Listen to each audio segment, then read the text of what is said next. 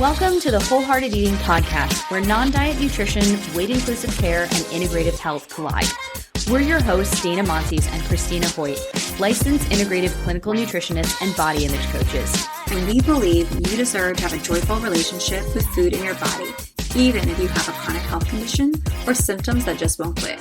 On this show, together and with our guests, we're bringing the real talk, no BS vibe with tangible tools to help you pursue health and wellness without obsession or restriction.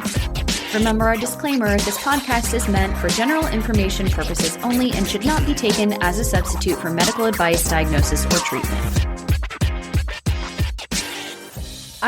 We need a good name for this, like the State of the Union, Wellness and Nutrition Trends Edition, something like that. We are coming in with a bunch of questions, a lot of trending topics that we've been hearing about from a lot of our clients with a lot of questions. Yes. And people have been messaging you about stuff. You did that one reel and then everyone was asking you about GI gut stuff. This is the beginning of where we start to go into a lot of these trends. This episode is not specifically about all of the different gut trends or gut health supplement trends, but we're definitely going to go into some of them. But yeah, we've been hearing a lot about different specific clients and supplement questions and just nutrition trend questions, both on social media and from our clients. And so we wanted to take some time to go into them and our thoughts on them and whether or not they're worth your bag, because most of them are not. Some of them are. Most of them are not, at least in the forms that they're being promoted and sold. But as always, we like to do this on the podcast because, as we have said before, social media is where nuance goes to die. And people are like, well, what about this? And what about this? And what about this? And we're like, hey, we actually have an hour-long podcast episode talking about that. You know what the response is? Crickets. So in case you all missed the announcement a little over a month ago when we did our Dry January episode, the last episode of every month on Wednesday is now exclusively over on Patreon. It's part of our kind of updated structure that we have. So if you're interested in getting access to those, you can always join us over on Patreon. You get additional bonus episodes and resources, and we're dropping surprises for you on different things that you can use to help continue your education and action steps that you get from the episodes. Last week, we talked about somatic exercise and movement and whether it is helpful or the way that it is being used and promoted and kind of going viral recently is predatory. So if you're interested, link will be in the show notes to all of those episodes over on Patreon. So go check it out. We have so many that we're going to go into. A lot of them are GI related. They're really in Dana's wheelhouse. Yeah. A lot of them. Let's do no thanks, I'm busy that day for the first one. So I actually had never heard of this, but what's funny is I had never heard of it as like an actual thing until a client of mine mentioned it, but I had seen it in Pinterest and stuff like that, like little things about it, but I didn't know that it was a thing until my client said to me, hey, Christina, what are your thoughts on 75 hard? And I said, 75 what now? And and I mean, honestly, I was like, what is this? And she said, it's like the huge, like the biggest diet trend kind of out there right now. And I mean, they're not doing it. They know that they're not supposed to, but they really do try to follow a lot of the things. And they were asking me what my thoughts were. And so I went on and I started looking into it. And me and Dana have been referring to it as 75, no thanks, I'm busy that day. Because I don't know if you guys have all heard it, but it's insane, the stuff that it's asking you to do. I'm like, I honestly think, do these people not have jobs? What do they do for work? It's really, do they have children? It's Whole30 on steroids plus a bunch of extra shit. Oh my God, it's insane. And what's annoying about it is that each one of these things, except for the first one, the dieting nonsense that it has, are all things that yeah, they could, I get where they're finding stuff, like having 10 pages of reading and, having a workout and getting outside. Like they're taking these things that are really great health promoting behaviors and then shoving them down your throat. Like it's just insane. Have you guys heard about this? Am I way behind? No, you're not. I mean, I've been hearing about this for a while because there's one podcast that I listened to where like one of the hosts was trying to do it. This is obviously not a non-diet podcast that I'm listening to. It's like a comedy podcast, and one of the hosts was like trying to do it. And then I've heard about it from various other places, and I actually had a client who came to me who was like, I want to do this. And I was like, okay. But yeah, so I had heard about it before. When did he do that? I want to say it was like the spring or something like that. So like almost a year ago. But I think it's been getting really, really popular over the last couple of months. It's everywhere. And I mean, if you've never heard about it before, it's basically a 75-day program that was developed by the CEO of the supplement company First Form, which is like a very gym bro supplement brand. So we're not surprised. It's a very kind of like no days off, no cheat meals, no blah, blah, blah, kind of no nonsense type thing. No alcohol, all these things. Very perfectionistic. The interesting thing is the dietary portion of this, there's no actually prescription for what you should be doing. And it's kind of like, just pick a diet plan and stick to it for 75 days, which is interesting because you could just be like, I'm just going to eat the way that I'm eating, whatever. But of course, the people that are drawn to this kind of thing, that's not generally what they're going to do. So it becomes very extreme. And also, too, like if you see stuff on Pinterest that coming up, like you might see, like I saw some stuff. I'm not encouraging people to go Google it and go look into it. No. Like not even unless a you little want bit. to see the absurdity. Yes. Unless you're, curiosity, whatever, and you're just curious, but you're not thinking like, ooh, this is for me. I mean, we're going to explain all the reasons why it ain't. But, but what I found interesting is that there were some things that were things like called like 75 hard and then 75 soft. And like the harder ones, it's like the ones where there's like no going around it at all. And everything is like hardcore. And it like their diet automatically, like the no cheat diet program that I've seen the most is all includes no sugar and no alcohol, which I mean,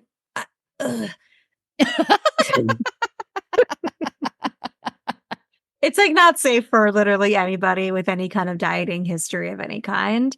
But then you take it further, I guess, which is like some kind of diet. Like that's not the diet that they're talking about. No sugar, no alcohol. It's like a whole nother thing on top of that thing. Well, it's to like seem when people so do restrictive. It's like when people do Whole30 and they're like, and I'm doing no fruit, and I'm doing blah, blah, blah, and I'm doing blah, blah, blah. It's a lot.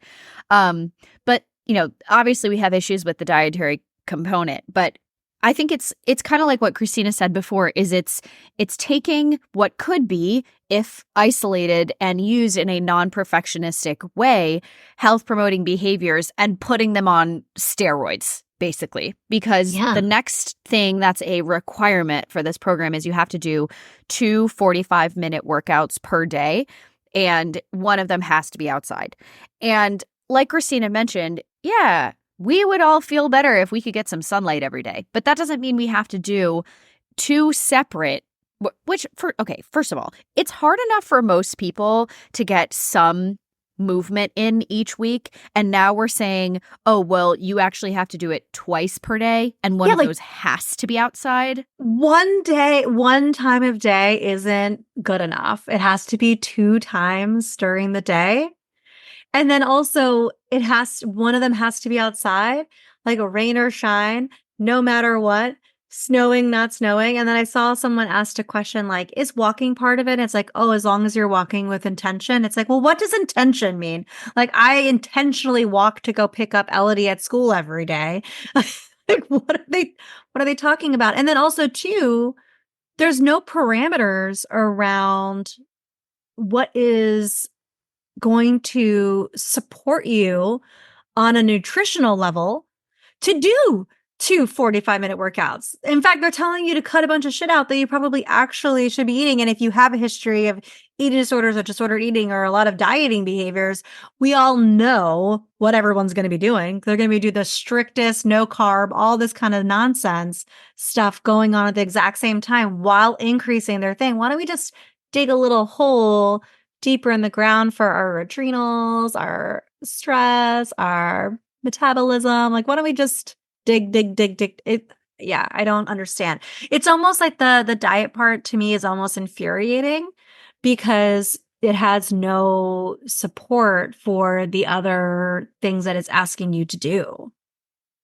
It's not supporting the 2 45-minute workouts. Also, I don't subscribe to having 2 45-minute workouts. I get pumped when I get 15 minutes on the bike.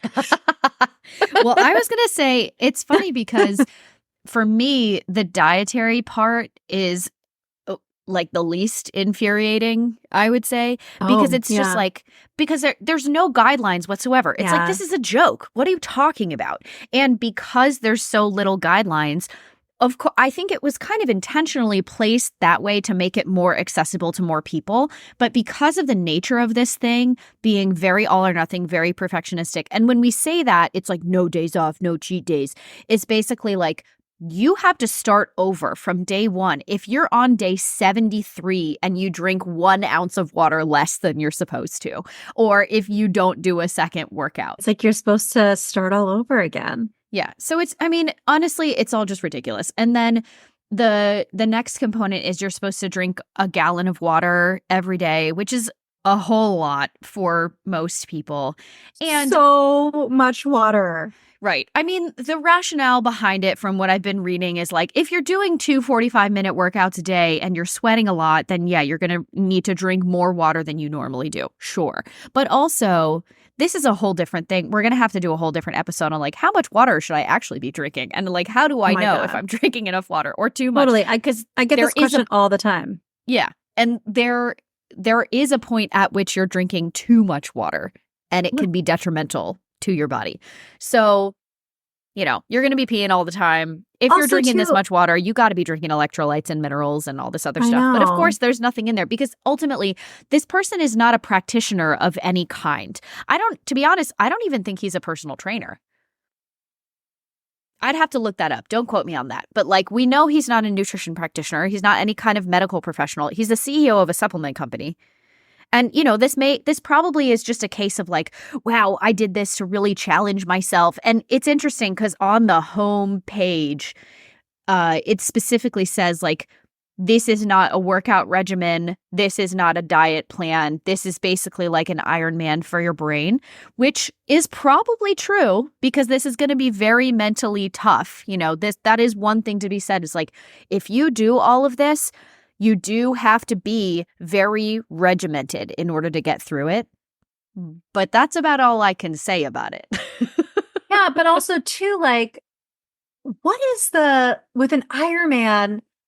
I don't understand the desire, but I know that people have it. So like people love doing it. And it's a major like physical accomplishment. Like there's a lot of training involved. It's like, I totally can understand and appreciate why someone would be really interested in having that accomplishment. I used to want to do a triathlon thinking like, oh, that'd be really cool to like have that accomplishment. I don't understand what's at the end of this 75 days. Why do I need to do an Ironman for my brain? I feel like my brain is already going through an Ironman. Oh, like gosh. Every day is an Ironman for my brain. Yeah. I don't know. Maybe I'm the only one who feels that way, but I don't understand what you're like, what are we doing other than setting a foundation of morality around doing or not doing these things? Like, I don't understand what it is. Like, why can't I just start with like increasing my water intake? Why does it have to be a gallon? And also it's just, I just can't with this. Right. I mean, I'm not even playing devil's advocate here, but I'm trying to find where they're coming from. The only thing that I can think of is there are definitely people out there. I mean, this is like the whole, like Gary Vee in the business world, just like shut up and do it kind of thing. Like hustle culture. Right. Yes. It's very related to that. Right. And there are people for whom, if they're trying to do any kind of new habit, they really need like a shock to the system to get them going. This is the only thing that I can think of. But this is also taking that to a massive extreme. But there are portions of it. Like the next one is like read 10 pages of a nonfiction personal development focused book per day. Sure. Cool. That's awesome. It's interesting that this is part of it. And this is where I think this is the one component that's like, oh, this could actually be, good for education or learning more about yourself. And I'm sure that the person who, you don't have to pay for this, but you just sign up for like an email list. I'm sure they're going to be sending you suggestions and all this kind of stuff. I personally do find if, when I'm having breakfast in the morning, if I'm reading like a work-related book, I don't really do like the self-help jam. But if I'm reading like a work-related book on like gut health or burnout or, cardiovascular health or anything like that, I do find like my brain's now ready for the day. But Yeah. so I don't have a big issue with this one.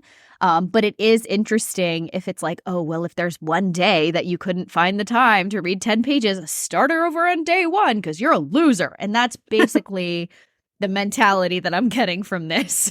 I really cackled there, but you're a loser. That's what I heard. That is the vibe that I'm getting from this. Yes, I am too. I'm getting very bro gym culture vibes. I'm getting 100%. very like hustle culture.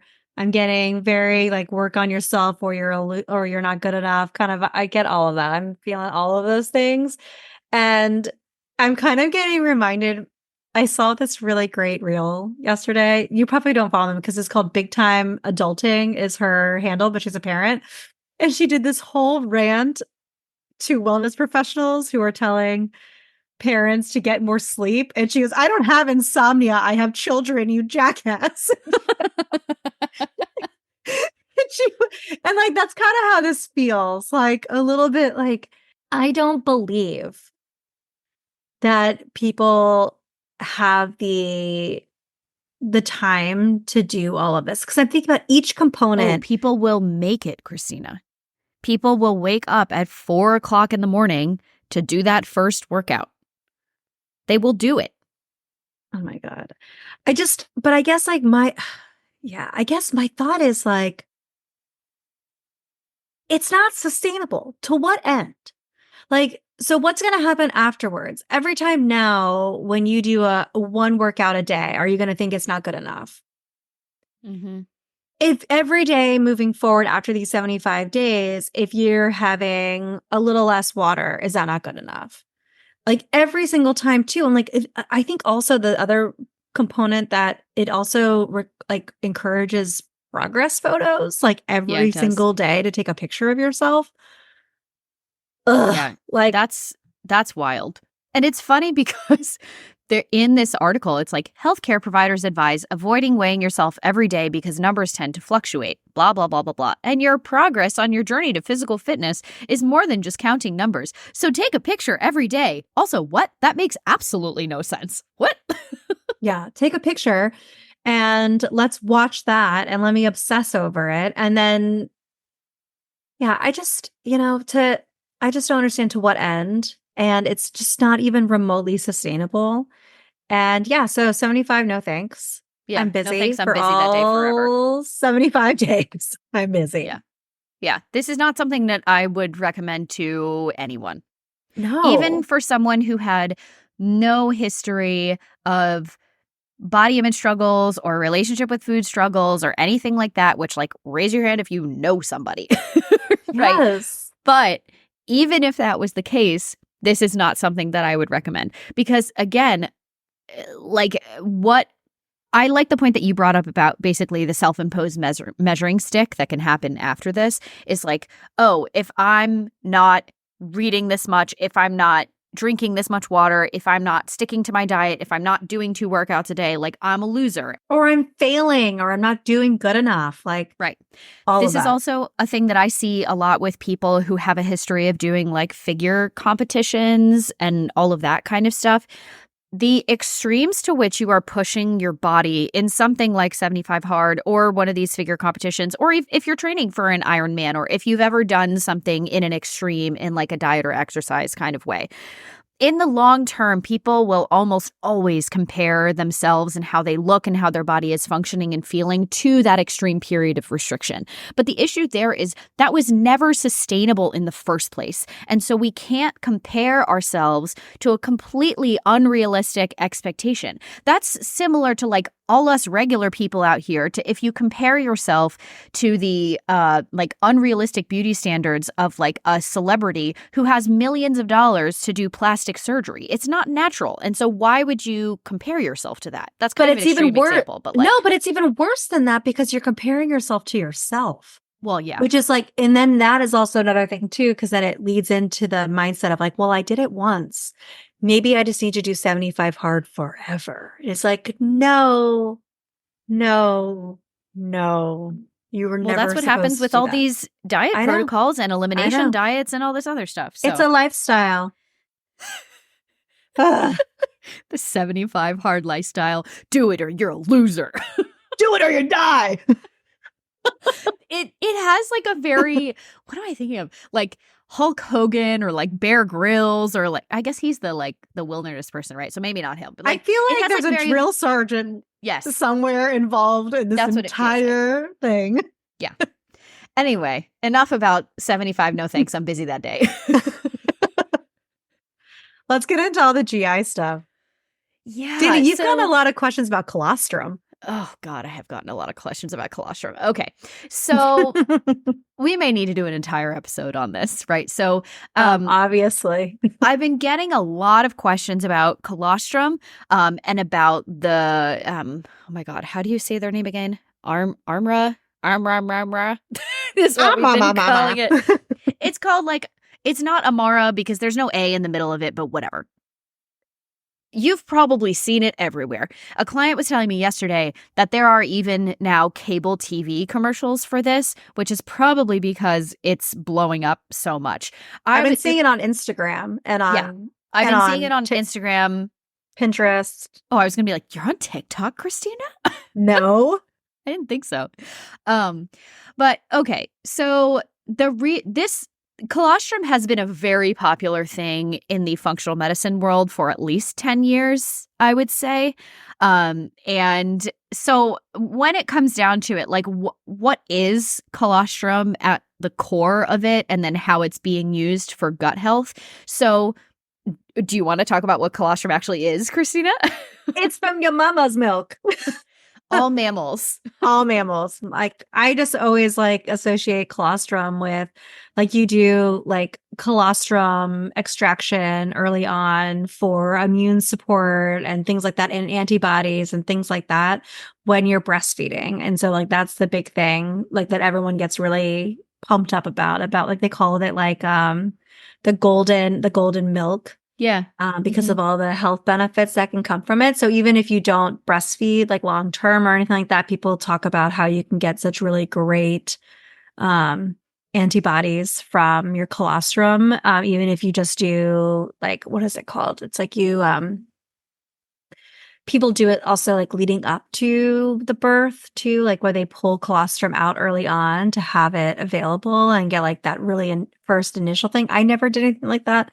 I just figured I would try nursing and let them get it on their own. And yeah, never heard of that. But yeah, but people are really into it. Yeah. It's like a whole thing for in the breastfeeding world.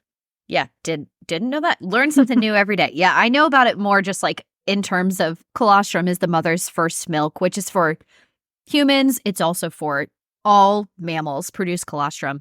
It has a lot of like immune support in it because there are immunoglobulins, IgG, if you want to really get into the science of it. And it's also about 50 to 60% fat, which is really interesting, which is why it's so chock full of nutrients.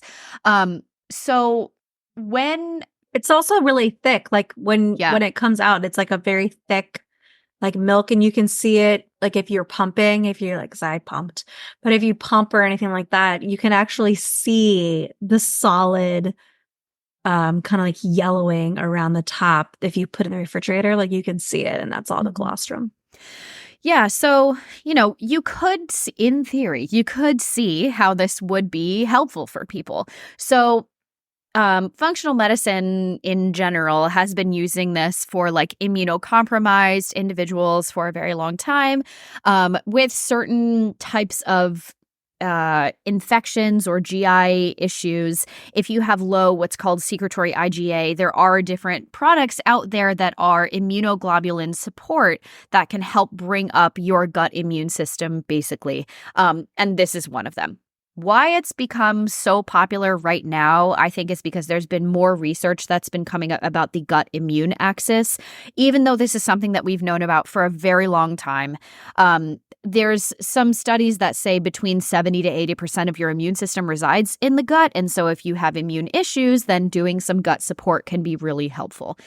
That being said, there are now some newer, I would say, brands that have been popping up like Armra, and I don't know how to pronounce it. Whatever. I don't really care because I'm not promoting them and I don't think anyone should take it. So spoiler alert. But there's this one. I'm sure because of the success of that company, there will be more and more companies that pop up about this. This is kind of like we're going to be talking about this next, is collagen. Vital Proteins was one of the first companies to really popularize collagen, 6, 7, 8 years ago or something like that. And then so many different collagen companies popped up afterwards. But with the colostrum, you can't recommend one supplement or specifically a GI supplement to just the population at large because everyone's immune system is different. Everyone's microbiome is different. Everyone's genetics are different. Everyone's dietary preferences are different. And everyone's capacity to digest different foods and supplements is also different. And this is why it's so important to work with a professional. But what we're starting to see is there are people for whom they're seeing a lot of improvements in their health and their skin and their gut health and other stuff like that by taking colostrum. And there are other people who I have heard firsthand from whose guts and immune systems are wrecked for 3 to 6 months after only taking a couple of doses of colostrum. But that's not entirely surprising because people's systems are completely different.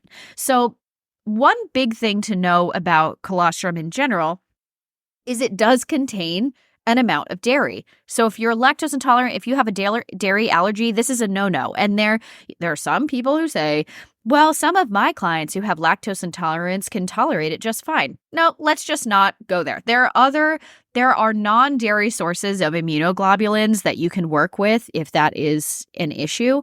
Either way, not everybody needs immunoglobulin support. There is something that can happen. Again, going back to that secretory IgA marker, which is a gut immune marker. If that is on the higher side and you take basically immune stimulation, you're going to feel like shit, right? Even if it's on the too low side and you start taking stuff like this, you also may feel like shit. Anytime that I have used, and I have not used colostrum in my practice, but anytime I use immunomodulators is what we would call them, like IgG support or anything like that, a rule of thumb that I always use for any kind of supplementation is you start low and slow, especially with anything related to the gut. And the thing about Mara or whatever it's called is, I mean, I haven't looked into it too much because I'm like, yeah, this is bullshit. We're not doing this. Ironically, so one, it's extremely expensive. They also give you, I think it's something like 1 gram packets or whatever of colostrum.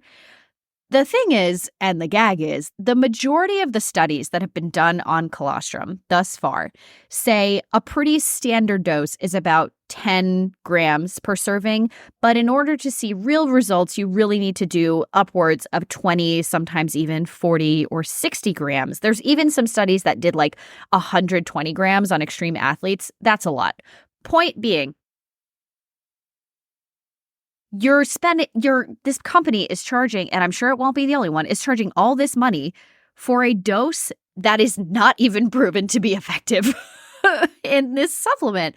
But the thing is, even on that low of a dose, people are having these extreme reactions. So my TLDR, if you're like, I don't know what the fuck Dana's talking about, don't take it unless you're working with a practitioner who has substantial evidence that this is a good idea for you.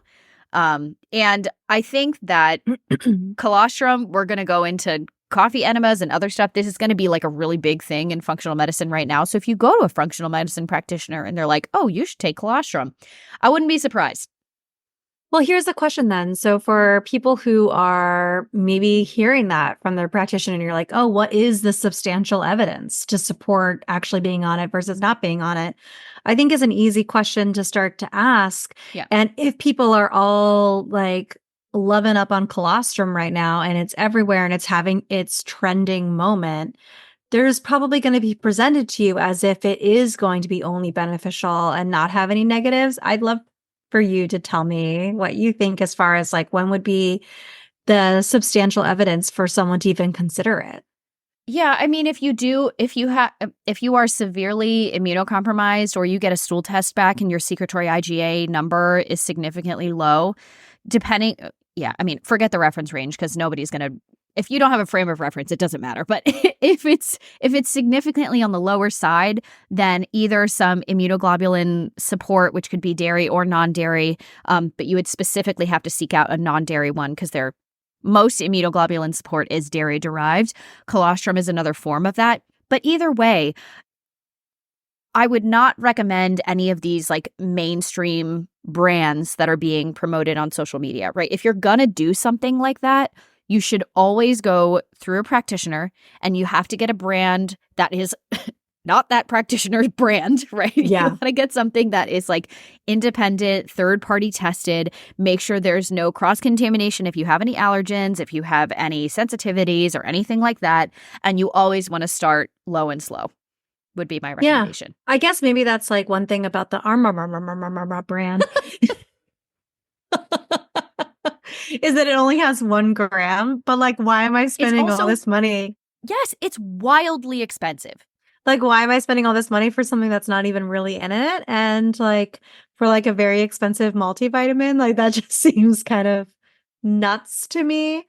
I don't even know what else is in it, but it's got to have other crap in it if it only has 1 gram of colostrum in it. Yeah, I mean, I will share this in the show notes, but there are some studies that are coming out that it can help with the gut immune axis. There are some studies that are coming out that it can show it helps with histamine breakdown in the body and mast cell activation and other stuff like that. So I'm not saying it's all bad, but you definitely shouldn't go out and just buy a random one and try it because more likely than not, you're going to have some disaster pants. So. Also, too, if you have anything like mast cell activation or POTS or anything like this, or if you have something where you're immunocompromised, you should be working with a practitioner. Yeah. To help you navigate this rather than buying stuff willy-nilly off the internet because Instagram told us to. I understand the allure because to you, you might be thinking, well, this is a lot cheaper than getting in with that doctor and getting that stool test done. Absolutely. But think about what the cost could be at the end. Like it could be out of control and your health could be even worse. So it's good to know. Thanks for sharing about colostrum, Dana. I only knew about it from breastfeeding. Yeah, you'll see. So a lot of these trends have been known and used by a lot of functional medicine practitioners for a long time. In the past couple of years, they've been getting more popular in the people who subscribe to or know about functional medicine world, like complementary alternative medicine. Now, all these things that we're talking about today are popular with what I call like the normies too. So like this could be like your average, everyday, regular person walking down the street, or you have a friend. And if they know that you're interested in like natural health or nutrition, they'll be like, have you heard about that colostrum stuff? And you'll be like, whoa, worlds are colliding. I know. Well, you know, what's funny is I do remember. I'm joking that I've only heard about it from breastfeeding because I remember learning about it in school. But when we were getting our master's program, but it's now like kind of everywhere. Yeah. And I'm kind of blown away by it. But speaking of another thing that's everywhere, which one do you want to talk about next? We got the 4 C's coming in. Let's talk about collagen. Okay. Yeah. Also, by the way, in our whatever, it's only colostrum in there, and it's only 1 gram, in case anyone was wondering. Interesting. Yeah. That's insane. But how much does it cost? For this jar on their website, it is $110. So there are 120 grams of colostrum in that thing. So you're almost probably with shipping, you're paying like $1 per gram. And to get the intended effect for the intended audience, you at minimum need to be taking 10 grams. But I mean, don't do that, because we're hearing a lot of people are having massive issues even with A 1 low gram. dose. Yeah. That's insane. That's also incredibly expensive. It also just kind of feeds into this whole like classist, social economic status symbol of health that is really predatory and gross in a lot of ways. I'm Yeah, getting and a I lot mean of vibes. it's just further driving not only this wage gap and class gap, but now also like this health gap, basically, where you're seeing in lower income populations and communities, health continues to degrade.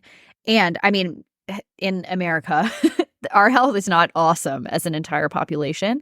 And our healthcare system is also horrible. Ooh, horrible. But that's a grad school course for another day. But yeah, it really is contributing to this widening. But there's also this fear then among people, especially who are, either lower, middle, upper middle class, that are like, oh my gosh, if I don't make enough money to buy these things like colostrum and all this other stuff, then my health is fucked, basically. And it's like, are you kidding? Yeah, I Can know. we It's not? so aggressive.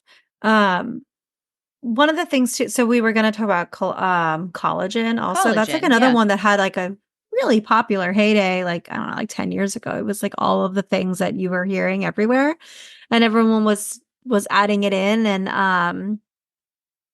I mean, I'm not gonna lie, I like it on a day to day. Yeah, this I is a more don't positive review. Yeah, this is a positive review. I actually started taking my own advice and putting collagen in my coffee in the morning.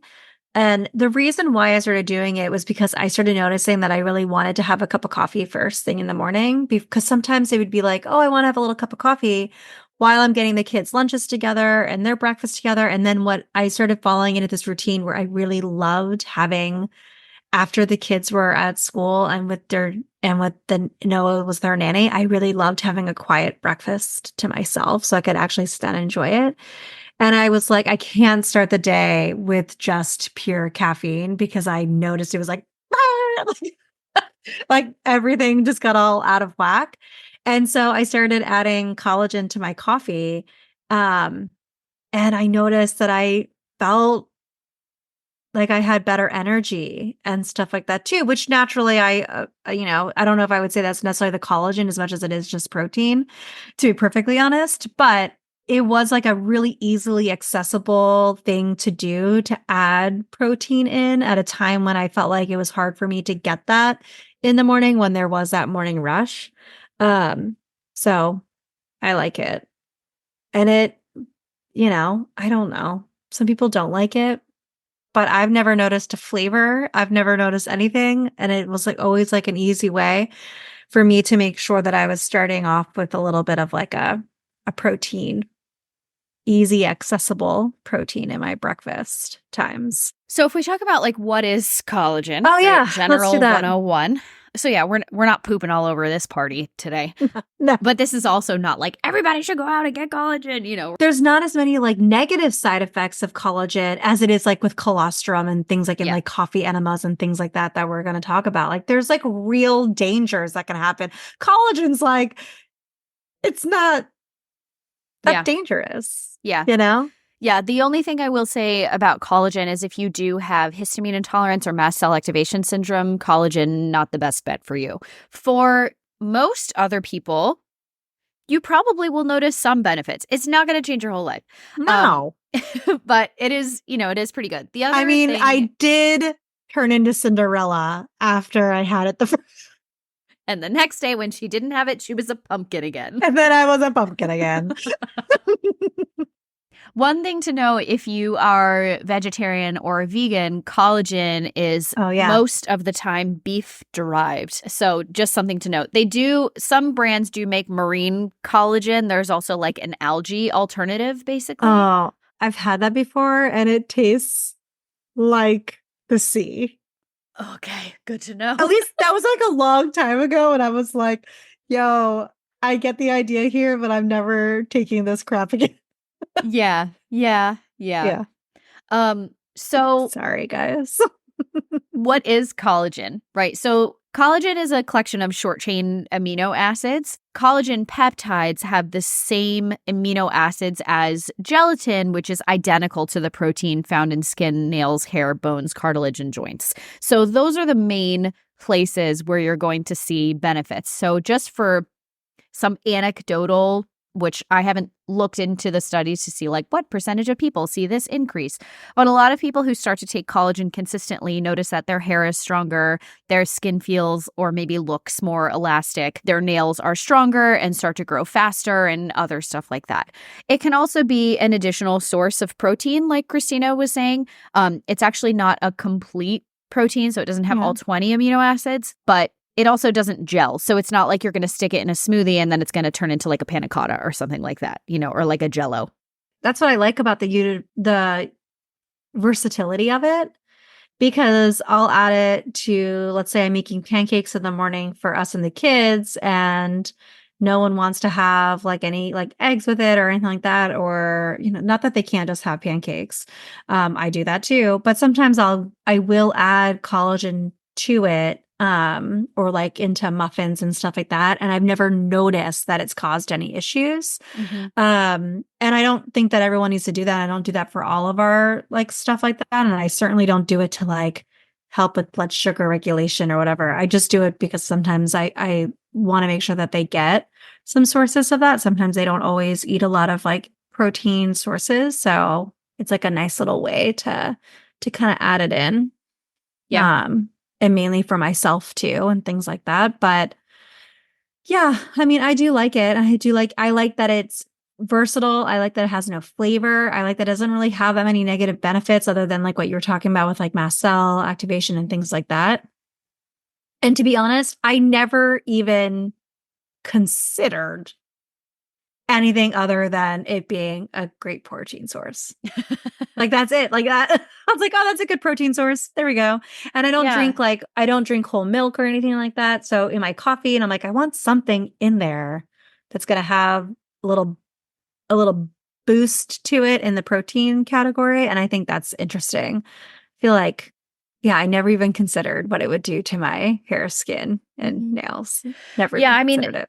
To be honest, I used to use it all the time. Oh my God. It was so popular in the paleo days. Everyone was adding it to literally everything. Yeah. I mean, you can look. I have recipes on my website that there are so many different collagen recipes. Yeah. Because at one point, Vital Proteins sponsored me. Like they paid me to write some articles for them and to create some photos and other stuff like that. The one thing I will say, and this is not an ad for Vital Proteins because they have not sponsored me in like 10 years. I do like their stuff.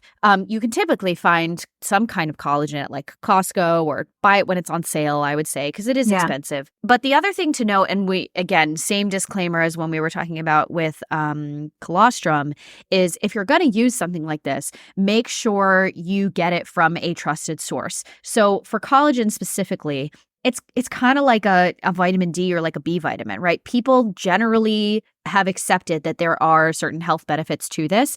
And because we live in a capitalist country, there are brands that are like, oh, we want to make that too because we want to make up a quick buck off of collagen. So there are so many brands of collagen out there. But just because something says collagen on it, it doesn't necessarily mean that it's only 100% collagen. So I would get it from a website that does its own independent third-party testing. Be careful with Amazon.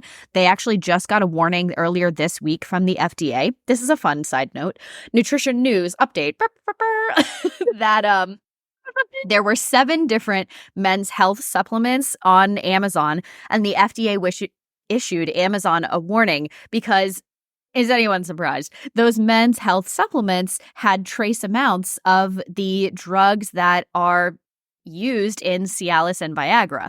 And a lot of people would be like, oh, okay, cool, fun side benefit or whatever. The issue is you can't have supplements that have ingredients that are not listed on the label. And the FDA admittedly does not do a great job of regulating this stuff, which is why you just see random shit out there all the time. And this is also why athletes will get supplements popped. aren't regulated by the FDA. Right. It sounds like they're starting to do a little bit of that, like freaking finally, right? But this is also why athletes will get popped for like taking a B vitamin or something that they got off of Amazon. And all of a sudden, there's some performance enhancing something that was in the B vitamin that they were taking and they had absolutely no idea.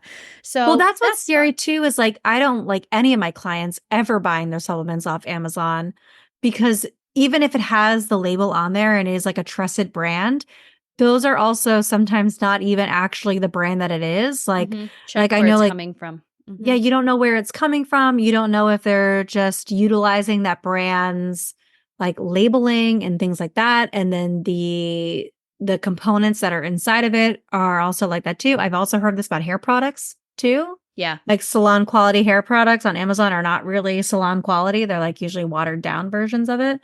But the price tag is the same. So, you know, I always tell my clients I prefer them not doing it unless it's a verified supplement brand that is saying like, hey, this is and you're buying it from them. I think Designs for Health sells stuff on there. Yeah. But it's so does like Pure Encapsulations and Thorn. And, you know, there are brands on there that we both use individually. And then we also recommend our clients. But you want to make sure that the place that it's coming from is the actual brand, right? Yeah. So, but it's easy when you're on Amazon. Disclaimer.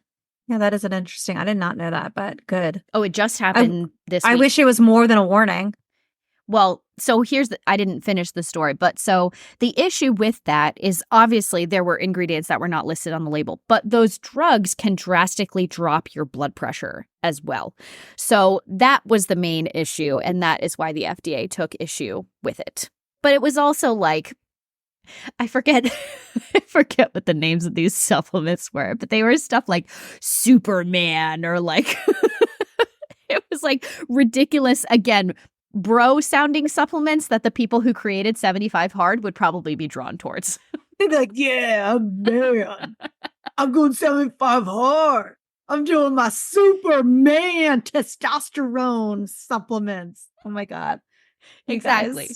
Don't laugh at me. That was like the worst. I'm sorry to every man out there that I insulted while doing that.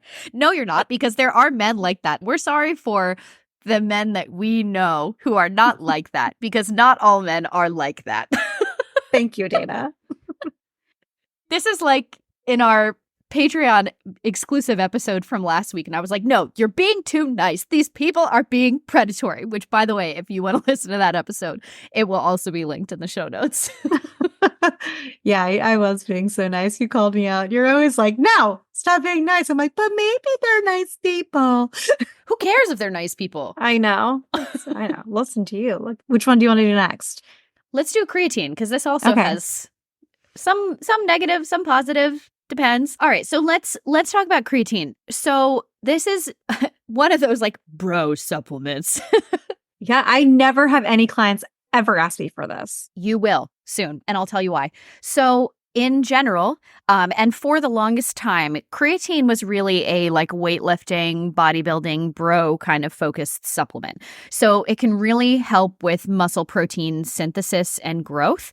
And this is why a lot of people take it. It's very popular in like the weightlifting and the CrossFit world also. But what's interesting, on the first, negative side of things is if you take, same thing with anything, like if you take too much of this too fast, lots of gas, lots of bloating, probably diarrhea, disaster pants, all the things, because it's very osmotic. That's cute. Yeah. It's very osmotic and like absorbs a lot of air and then also water at once. So after we talk about the next things that we're going to talk about, if you are ever considering creatine, again, buy it from a trusted source. Creatine monohydrate is the best way to go. I talked about this a little bit with Jordan De La Cruz when we talked about Olympic weightlifting and stuff like that. Mm-hmm. She has great resources on this too, so I'll definitely link her. But you want to go low and slow. If you're, let's say, I'm going to throw out a completely random number that I don't recommend anyone do. Let's say your dose was like 50 grams of this per day. Please don't do 50 grams. That's absurd. But let's say it was 50. You want to start very, very low, like 5, 10, 15, 20. Like work your way up there slowly. You don't even some things in gut health you can go like a fourth, a half, and then your full dose. Some things you can go half and then full. It really depends on your tolerance. But if you are someone who has IBS or you tend to have gut symptoms, start very, very low and slow on creatine. Now, why I wanted to bring this up and why I've been talking about this with a lot of clients lately and why clients have been asking me about it is because there are a couple of studies that have come out. Let's see. Over the last couple of years, so 2 from 2021, there's one from 2017 that has since been re-reviewed, and there's a couple new things that are coming out. But so studies on women are rare, right? Especially in like the athletic world and also in the chronic health world. But there was a study that came out that was titled Creatine Supplementation in Women's Health, a Lifespan Perspective, which is really interesting. And it's basically shown that women in particularly their 40s, 50s, and 60s, so in the like perimenopause and postmenopausal years, that creatine supplementation can be really helpful for maintaining muscle mass and bone density and preventing injuries and other stuff like that, which is really cool. Osteoporosis, things like that. Exactly. Osteopenia. Yeah, that makes sense. Yep, which is pretty cool. And so that I thought was super interesting, and I'll link the study in the show notes if you're interested in checking it out.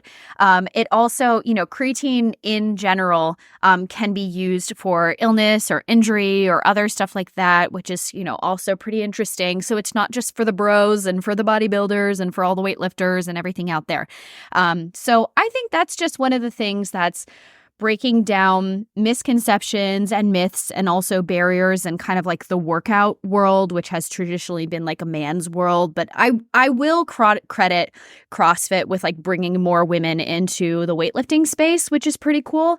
But yeah, so that's kind of like the short and sweet about creatine. But again, anytime you want to take a new supplement, highly recommend working with someone who you can ask. Also, like, it's important to, if you're thinking about taking anything, to talk to someone, because sometimes if you're taking any kind of medications, there's nutrient interactions and drug interactions and some things like, again, like we always go back to those prerequisites. Like, is this applicable to me? Yep.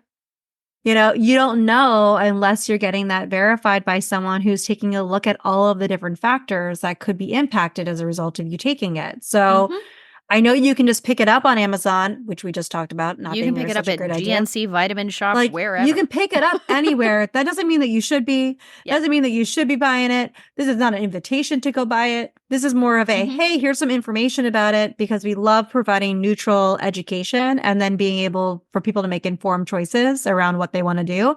But you got to talk to people about this stuff. You can't just go taking stuff willy-nilly. And that goes for everything down to vitamin D. Yes. Yep. Disclaimer.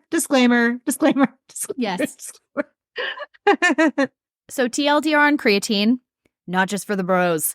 There's more studies coming out on women, not only just in the years where we're doing perimenopause, going through menopause, postmenopause can be really helpful. But traditionally, any research on creatine has always been around the kind of bodybuilding, weightlifting, strength training world. But there's more studies that are coming out about runners and other kinds of athletes, and then just us regular people as well. So that's pretty cool. But again, if you are someone who's interested in that, always work with a practitioner and then go low and slow to work your way into it. If you notice GI symptoms, back off, and then very, very slowly start to increase. There's also a lot of debate on like, what's the right dose for everyone? So this is also why you really need to work with somebody to figure out. And also somebody who knows about it, like, or who's going to do the due diligence to look into it for you. And I'd be like, sure, take it. What's the big deal? That's not an answer that you want to get. Dana looks like she has something to say. Okay, so we have alluded to talking about coffee enemas a couple of different times, but this episode is reaching almost an hour. So we're going to have to do that on the next edition. And I think maybe we'll do an entire episode specifically on more gut trends that people have asked me about, because there's a whole lot of other stuff. So we would love to hear from you all as well. What are the other like gut trends or supplements, gut health related things that you've been hearing about or wondering about? And we can definitely address them on the next edition of 75 No Thanks, I'm busy that day. Hey friends, it's Dana, and thanks so much for listening to the Wholehearted Eating Podcast today. Find us on social media at Wholehearted Eating Pod on Instagram and at wholeheartedeating.com for more information about working with Dana and Christina for one-on-one nutrition counseling. If you love the show, we would love you forever if you'd share an episode with your family and friends, or tag us on social media, or leave a 5-star rating or review wherever you listen to podcasts to help more people find the show. Check out patreon.com/wholeheartedeating to help support the show and get access to ad-free episodes, bonus episodes with us and our guests, episode discussions, new resources we're creating for Patreon, and so much more. If you have questions for us, feedback on the show, potential topics or guests you'd love to have on, shoot us an email at hello@wholeheartedeating.com, and we'll see you next week.